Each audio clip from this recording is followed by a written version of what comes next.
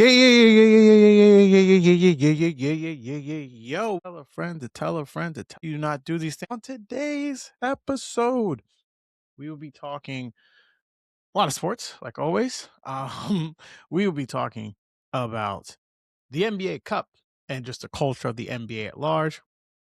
How Josh Allen is in a no-win situation, and we will be crowning the number one, yes, the number one butterfly moment of the last 25 seasons. But first, before we can get to the new, we have to kill off the old. And with that, we say a prayer to Patrick Mahomes and the Kansas City Chiefs. They will not be in the postseason for the first time since 2015. They will not be making a fourth straight appearance in the Super Bowl. They will not win the AFC West, which they haven't won. They haven't lost AFC West in the last 10 seasons. And the boogeyman is officially done. Unfortunately, this came eerily similar to Tom Brady's ending of sorts of that first kind of dynasty or dynastic run for the Patriots.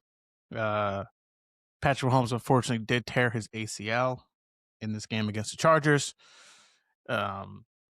He looks like he'll be able to come back from this injury. 95% of players come back and are either the same, if not slightly worse, back from when they come back from this injury.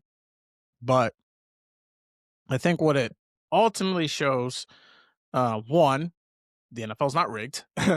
It wasn't rigged, but also the idea that it is tough to keep winning over and over and over and over again in the NFL. I mean, the team that won the Super Bowl last year was getting booed off the field 2 weeks ago. You know, it's tough to win this league, and I think the era of this team is over. I think the question of it is, where do they go from here, right? And that I'm not sure about, because a lot of the things that I felt like happened with the team, I don't necessarily think are like personnel issues. I think their running back situation was really bad this year. But they feel like they have good receivers. They rebuilt their offensive line. Their defense was good. Mahomes, while I don't think he played a really good, I don't think he was great this season. He wasn't terrible. I think that they really just need to win kind of more on the margins. But the question now is going to be, when is he coming back? Is he going to be like week one kind of ready? I'm a little bit fearful of that, because while it is Mahomes, while he does not play like this player that I'm about to compare him to. I very much remember, and now this player tore his ACL much later than Patrick did. But does anyone remember when RG3 did this ACL tear? It was in 2013, I think, the year he did it. He was playing the Seahawks, and he tore his ACL in the playoff game. Now, there was already like, he might have gotten hurt like prior into that game, but kind of like Mahomes in the same way. But the reason why I bring this all up is that once he tore his knee up, there was this big campaign for week one. I remember the ads going crazy of like how he's all in for week one, right? And he came back week one and he wasn't ready. And he never really kind of got the juice back from his rookie season. Probably the best run of a 2-year run that a college to pro player could have. He won the Heisman Trophy and came the next year and went to the Pro Bowl, finished, I think, like in the top 5 of the MVP, and was the Offensive Rookie of the Year. Crazy season from RG3 that year. Point being is, I don't know the next time Mahomes is going to be ready. Now, he got hurt a little bit earlier than RG3 did, and then Kyler Murray, also who tore his ACL, he came back essentially a year later, a little bit to the day of when he tore his ACL. You know, if we're talking about a year, we're talking about post-Thanksgiving, right, into December. And at that point, you would have to think the Chiefs aren't going to be anywhere near postseason contention if he's not their quarterback for a large portion of the season. I think that having a nice reset is fine, because you have this guy on your franchise, you would think, at least for the next 10 seasons, right? He should be with you and with your organization for the rest of his career. However, You have Andy Reid, who is in his late 60s. You have an aging tight end. How exactly is this going to work? Because now you're in act two of the dynasty. If you keep want to make the Brady comparisons, those 3 years post the year the year he tore his ACL was year one, and then the next 2 years they didn't win a playoff game, right? Um, he was a guy who, while after those 2 years, kind of the MVP starts to come, and then like really Tom Brady kind of showed you who he was. It was a little bit of a dip there, right? And at some point, they're going to have to replace Andy Reid as coach. I don't know if Andy Reid wants to coach until he's like in his mid 70s or late 70s, rather. Um, I mean, maybe he could, but at the same time, it's like it's something that doesn't really seem to jive with like how he would want to go about his life. So the Chiefs are in like an odd spot, but a spot that I do think is necessary. They're going to have a top 15 pick in this draft. Hopefully, they can get someone that they can play. And we'll see how it goes for them for the rest of the year. But this situation for the Chiefs ties in completely to now of what I would say Josh Allen's in. First of all, shout out to Josh Allen and Haley Steinfeld. Seems like they're going to have their first child. Shout out to the Spider-Verse. If you know, you know. Someone out there is punching the air. Anyway, Josh Allen actually might be looking to make a late surge for MVP. I doubt that he's going to get it. I don't necessarily think that Josh Allen would be able to win it. I do think he can pass May and finish second, because I think right now that would be the order of how it would go. I think those three guys are the only guys. I oddly don't think.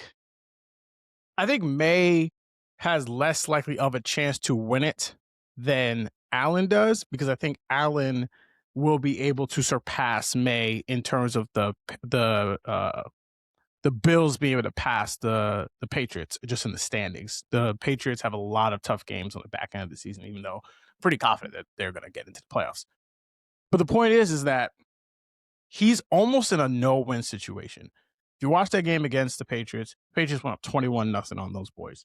And it looked like they were about to run him out the gym.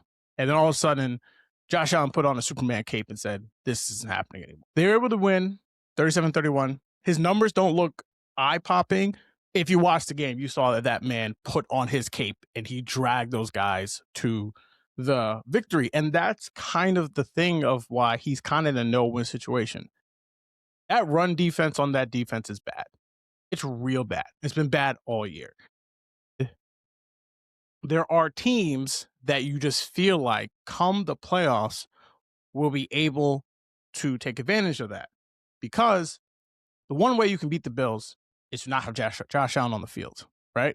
So if they do play the Patriots, obviously the Patriots will have, obviously the Bills have the best player on the field. The Patriots can really run the football. And honestly, the only reason why they take up more clock is because they were gashing the Bills for 50-yard touchdown runs.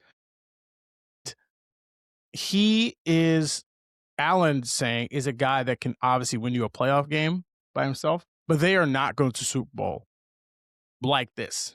Their defense has to play better. And while I know a lot of people just focus on the quarterbacks and think, all right, you have a great quarterback, this is what happens, the team needs to win. So Allen has all his ops out, right? Maybe Lamar gets in, but Josh Allen's 2-0 against Lamar Jackson in the postseason. So you can't even use him as an example of someone that he should be afraid of being stopped by. It is going to be a fascinating idea of what takes place. There is a world where they do not win the division. They have to go to a team like Jacksonville, who has been running the ball incredibly well. They're going to have to go through Denver, which hasn't lost a home game all year, and that defense is humming. I mean humming. And I don't know if a one-man band can get you to the Super Bowl. And so Allen is in this trick bag of, I do think right now it's safe to say that he's the best quarterback in the league, but he's just not going to get the overall credit or results if he's not able to get this team to Super Bowl, which I don't think is this good. I think their team is good. I do not think this is a Super Bowl caliber team. I think they have a great player on a good team, right? You know, obviously the quarterbacks over-index so much, but like the Broncos are a great team. They have great receivers. They have a good O-line. They have an outstanding defense. And Bo Nix is playing well. But there are other quarterbacks that can play for the Broncos, and I feel like their record would be somewhat the same, right? That's not this case with the Bills. Josh Allen is their offense, and he's the thing that's getting them to go where they need to go. And so I think that his inability to have a defense to be able to stop like nosebleeds is what's gonna cause these guys to lose in the postseason. Um, Unfortunately for him, because I do think that he has shown that this guy is a great player and one of the best quarterbacks in the league, if not currently the best quarterback in the league right now. Speaking of level of disrespect and things happening to people, we're going to switch up and go to the NBA. And we're specifically talking about the NBA Cup. Are we only talking about the NBA Cup because the team that I root for is in it? No, but it helps that they're in there. Yes, we will have the New York Knicks versus the San Antonio Spurs. Two big takeaways from this whole thing. One is that I've realized that we, as a society, as a culture, do not judge things evenly. What I mean by that is we do not allow for change to come unless it's with the people that we tend to like. And what I mean by that is like the NFL made a rule change about the kickoffs, right? They've made the kickoffs very difficult. I think they might have wanted to reduce the amount of injuries. Guys are still getting hurt on the kickoff returns. I think they want to have better field position for like, you know, points being scored. It doesn't really feel like any of that stuff's really been implemented. People have complained about it, but not to the tune of where it's like, oh, we have to like keep this around, right? The NFL, when they had that rule change where they allowed you to challenge pass interference calls because of that play versus the Rams and Saints a couple years ago, that was ridiculously dumb.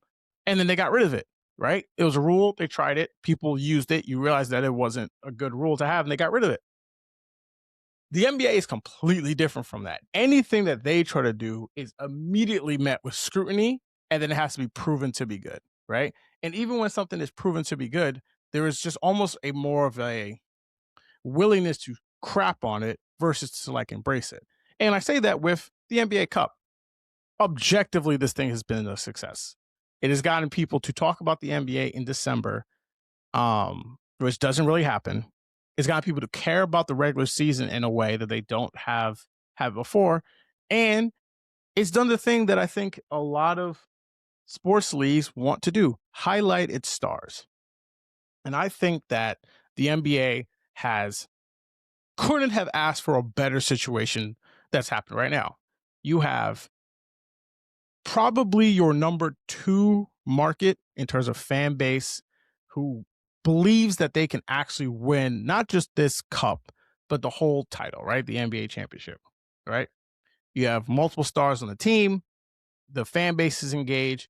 You have that whole section of the country very locked into what's happening. And then on the other side, you have something I don't think I've seen before in the league. On center stage, no one's watching, and you're going to see this guy do things that I don't think I've seen players be able to do, right? If you watch that Oklahoma City Thunder San Antonio Spurs game, that was probably my favorite game of the year. The best game I saw was OKC versus the Rockets on opening night. But there's a play where Victor Wembanyama is getting bodied by Alex Caruso. He tries to turn around and do a fadeaway on him. Alex Caruso strips the ball from his hands. He then gets the ball back, shoots it again, but he's like falling down. Cash. Like, I don't know what you're supposed to do with that. You know? He is going to be the best player in this league sooner rather than later. And in a different pod, I'll have my conversations about how I feel about that as a general kind of concept for the NBA. But this has ultimately been a major success. And the idea is that we, as this country has pushed to a shift of ultra nationalism, that concepts that we take can be broken down into different kind of phases, right? No one thinks that whoever wins this cup is going to become the NBA. It's a championship. No one thinks the season's over. No one thinks it's all done. It is clearly understood as like, okay, this is a nice award, right? A nice little piece of the puzzle. And it's good to help you go for the season, right? We've seen teams get into these tournaments. And while no one that has won it as of yet has won the championship, that doesn't mean that it's going to stop them from winning the championship. And I think for the Spurs, if they were to win this, that automatically makes Wemby instantly one of the three best players in the league, or at least one of the three most recognizable players in the league. And I think if the Knicks win, it legitimizes them as NBA contenders, and it puts someone like Jalen Brunson on a stage that he hasn't been on really since college, right? And it has been a booming success. And the idea of something new, I think, has just been pushed back in such a way that it isn't even like accepted by its own fans. You know, you see people online talking about how like this doesn't matter. Why are we even playing this game? This is all just a money grab. Hey, newsflash: sports leagues are in it to make money, so everything is a money grab. All of it. Okay, the jerseys that you wear, money grab. The sneakers that you get off the players, money grab. And so I can simply look at this like they do in soccer and other sports and be like, okay, this isn't the championship. I will not go ahead and think that as a fan of the Knicks and be like, yep, season's over. We won the chip. No, it's just something nice to win because winning is fun. And the last part of just about like how I think just sports in general has been weird. There's like this weird sentiment now that some fans don't want the team to win because I think they say if they win, then they won't be able to win the championship because no other team has won the championship. Or if they lose the championship game, that they will be clowned because they lost. If you are ever at a point in time where you feel as if rooting against your team is in the best interest for you, you, my friend, are a loser and you are in hell. Right now, the New York Football Giants are 2-11. I believe they're 2-11 or 2-12. There are fans who are openly rooting to have the number one pick in the draft. I've long stood on this idea of I understand the analytics of the game. I understand like how things work in terms of like, okay, higher draft picks, you get a better chance of getting a better player. By and large part, organizations just seem to know how to win games. Rooting for losses is simply the idea of you not wanting to win in life. And a lot of people, frankly, they don't like winning in life. They don't try things because when you try, there's a chance that you will lose. Failing does not mean the end. It simply just means your ability to move on from that point. So anytime I hear people like going on this whole going down the tanking rabbit hole and all this sort of stuff, you are losers because your culture is one of losing, right? And for the longest time, the New York Knicks were losers, and now they're not. And it'd be great if they win this. It'd be great if the Spurs win this. Just as an NBA fan, this is going to be a great game to watch. But the idea that you are going out there and almost wishing that your team to lose is one of the dumbest shits I've ever. And I think it has contributed to our number one butterfly moment of the last 25 years. Yes, we have finally made it to the end. If you are just listening, thank you for just listening and missing the other 24. I encourage you to go back and listen to all 24 of the butterfly moments of this last 25 years.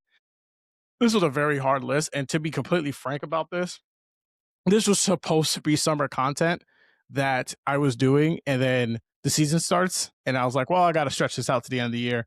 So here we are, right? Getting towards the end of 2025. So, and for those of you who are just getting aboard, yes, the top 25 butterfly moments of the last 25 years was a list I compiled of moments that have happened in sports that change something in either a specific sport or sports overall, right? And our number one butterfly moment, which has affected every single sport in every single walk of life, no matter if it's college or pro, and unfortunately, even Little League has been. And I think if you're a sports fan, you kind of know what it is. It's legalized sports gambling. Yes, the number one spot on here is the decision to legalize sports gambling.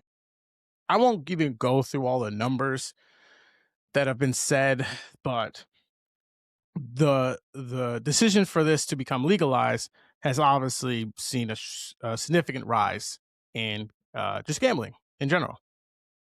And one of the toughest things that I consider a lot, right? Obviously, I do this pod. I want this to be successful. I want people who listen to me to be able to trust me. And I want it to be financially successful, right? And the ways to get financially successful is for to do brand deals, advertising, and things like that. I genuinely dislike sports gambling. And it's not because of people gambling, right? People spend their money on a lot of different things, right? It is twofold. One, from a cultural standpoint, I think it has generally made fandom worse. It is not fun to have your, favorite team going up and people are just more obsessed with a guy hitting two 3 pointers versus not. And the amount of just disgusting things that people say online to people, especially athletes, if they don't hit the three, don't get this extra rebound. And you've already seen it kind of spill into the sports league with all of the arrests that have just been made in the NBA and MLB, just to name a few. So, just from a cultural standpoint, I think it has made things significantly more worse and doesn't allow just the beauty of the sports league to flourish. My second point, and this is one of the reasons why, frankly, this podcast is named this. I am very deeply concerned about the emotional welfare of men, especially young men. And I think sports gambling is one of the worst things that someone under the age of 25 can do because typically, not everyone, some people make a lot of money. I'll just speak to myself. I was flat broke when I was 25, like flat broke, didn't have a lot of money. And even all the money that I did have went to my rent or food or be able to take someone on a date, right? Like I didn't even have that much money to like really flourish with it. I couldn't imagine burning my money on a parlay that's not going to hit. The one time, and it was looking back on it, was really dumb. The one time I ever really thought about sports gambling was about 3 years ago. I needed to make money fast, and I didn't really have a good way to do it. I was thinking about, should I sell plasma? Should I, you know, donate things that or I would frankly need for my body? Sell a bunch of things that I had, some clothes, whatever. But I landed on sports gambling, or that was at least the original thought. And I remember the game I did. It was Knicks, Dallas. This is when Luca was still on the Mavs, and I had a parlay. It was like quickly had to make a certain amount of points. What the point is that I got the first two legs of it down. The last one was the Knicks. The Knicks were to win, right? And ironically, the reason why this game is actually kind of famous is it's the game that Luca had the 60-point triple double. Now, it's not famous because Luca had a 60-point triple double, which in itself is incredible. It's the fact that the Knicks had a 9-point lead with, I think, under a minute left, or maybe it was like under 45 seconds left, and lost the game. Y'all ever remember when Liam Neeson went on to Good Morning America and said that one of his friends, I guess, revealed to him that she was like sexually assaulted by someone, you know? And Liam Neeson basically was so upset. He basically said, and I quote, "I was just looking for black men to beat up in that moment." That was how I felt in that moment. Not specifically just finding black men to beat up, but just I was going to hurt somebody. And I had to take like a walk around my neighborhood to calm down. Like, I was heated. I could not imagine having that feeling multiple times in a week. And I think it has not only financially hurt men in a certain way, I think it has all also emotionally stunted them in a way. And there's this like this obviously this like cultural pressure for men to be providers, right? You have to be able to make money, provide for your family or whatever, right? And there's always these like charlatans that are trying to always, I believe, take advantage of young men from doing these things. And sports gambling is such an easy way to not only lose your money, but put you in such a situation where you don't have a way to get out of it. And one of the toughest things to do is to get out of debt. Debt when you don't have any money. And gambling debts are real, real, real issues. And it's not talked about a lot. It's not really discussed, but it is something that is just selling the cocaine directly to the consumer, right? And if I ever come up with that conversation, about like where I want this to go and how to monetize it, I will have a legitimate conversation with me and my producer about how we want this to go because it very much puts me in a bad mood where I would feel very uncomfortable promoting something that I know is truly detrimental to the people who might be listening to this podcast. Um, didn't really mean to end that on a sour note, but you know, that's where it is. So yes, legalize sports gambling, the number one spot on the butterfly moments of the last 25 years. Okay, that is all the podcast time we had for today. Thank you guys again for listening. We only have one more episode for the year, and then we are calling it quits for 2025. Thank you guys again for listening to the Men Who Cry podcast. Again, like, subscribe, review, tell a friend to tell a friend to tell a friend, and be back talking to you guys later in the week. All right, y'all. Peace out.